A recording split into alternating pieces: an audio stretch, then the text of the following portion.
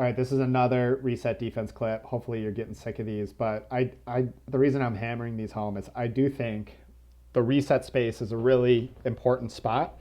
It's a place where we can force teams into mistakes and we can force blocks, and we want to be really, really good at executing in the reset space, especially defensively. So I've got Sam giving me that trap side backhand mark here. So I've got Sam giving me leverage to this space over here. What I want Antonio to recognize that and understand, okay, that means I need to win leverage to this space. I need to help Sam by covering the upline. And we want to work together. We want to work together to kind of close this white space here. So we're gonna force Mizzou to throw a reset through this space.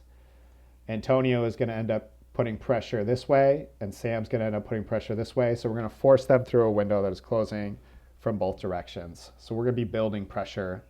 That's our strategy for building pressure. So Antonio gets really close and he's putting a lot of pressure on. And it's making me think Antonio is trying to cover this around space. It's making me think Antonio's looking for a reason to jump. Antonio's looking for a reason to jump into this space. And he needs to understand that Sam is giving him leverage here. Sam is also trying to kind of cover that space as well. And the consequence is going to be that the thrower is going to have leverage over here. Look at how this is an easy throw for the thrower. And also this reset cutter is going to end up getting easy leverage over here. So this ends up being just like a quick little attack. Antonio jumps way too hard. Antonio does not need to be trying to cover the around space as hard as he does and gets easily burned. And this is double leverage for the offense in the upline space. So here's the frame right here. You can see offense has leverage towards the upline run. Thrower has leverage towards the upline throw. So we need Antonio to do a much better job about thinking this even turns into a huck. That's why I left that in there. So that's the consequence. They didn't catch it, but maybe a better team would catch it. So that's the consequence of bad reset defense, is that it leads to the top of your defense getting blown off. It leads to big plays. So we need Antonio to just do a better job of understanding, okay, my job is to focus on covering this space over here. I'm going to let Sam work on covering this space. Together, we're going to work here. Sam is going to force this guy to throw what is called an inside swing. So Sam's going to force this guy to kind of go this way to a swing. And Antonio is going to be just on top of that, ready to jump and close and squeeze that window. I think this is just like such a classic rookie mistake, this like jumping and around when you shouldn't be jumping and around and then getting burned upline. And I would really like us to kind of grow out of that as soon as possible. So I'll just show it to you one more time. We've got leverage on the around. Antonio jumps for that leverage when he doesn't need to. And then we just give the offense double leverage on an upline, and that double leverage turns into an around. So don't get beat upline because you jumped on an around that you didn't need to be jumping.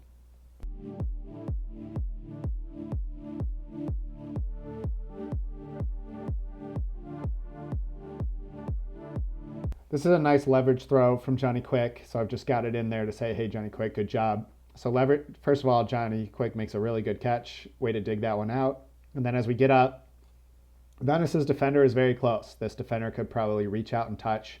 So Venice doesn't really have steps. What does Venice have? He's got like a box out. So if I just draw this really quick, Venice has this path and his defender is just right behind him on the same path. So Venice is boxing out his defender, and that is what gives Venice leverage. So all we need from Johnny Quick here is throw it early, soft, and flat out in front of the guy. Let Venice win. So Venice needs to win. He's got to be tough and strong here, and he does it, and he goes and he wins that ball. And that's just like a really good leverage throw. I think that good teams throw to leverage and hit leverage at a high level. It's really hard to get open against good defenses with steps. And so we need to be ready to hit leverage when we win leverage. And so that's just a good throw from Venice. It's also a very strong and tough catch from Venice. So good job to both of those guys.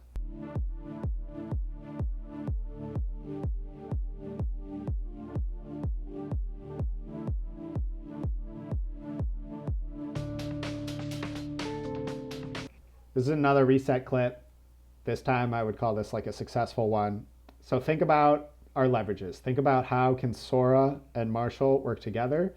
This is a team sport. You should definitely be thinking about, hey, how can I work with my teammates? So what's Marshall doing for Sora?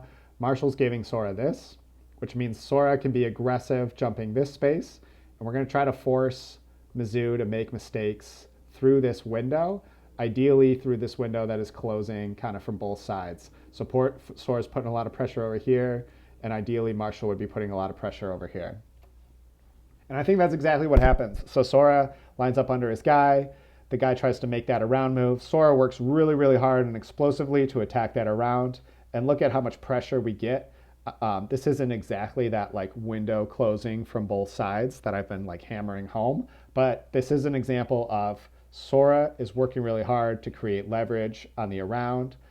Marshall did his job to create leverage downfield, and we force them into just a difficult throw that creates a mistake, and that mistake leads to a little bit of a pick six. So this is a good example of a well set up defense and well executed by Sora to work really hard to cover that around because he knows that's what Marshall is giving up. And Sora can have confidence on the upline because he knows Marshall is helping him on that upline.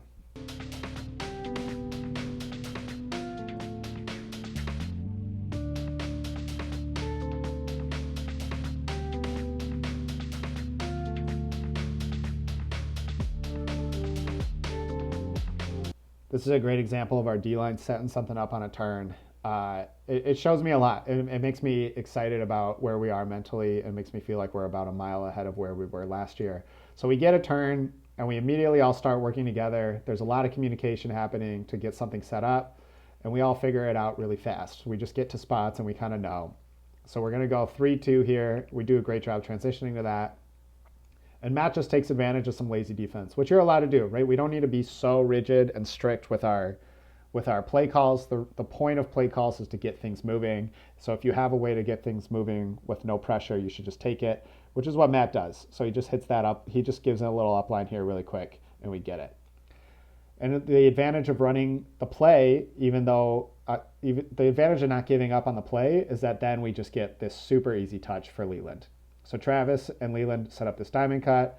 Travis sweeps across, and there's just a super easy touch for Leland. And then this is a great leverage throw from Leland. So defender's on Venice's back, right?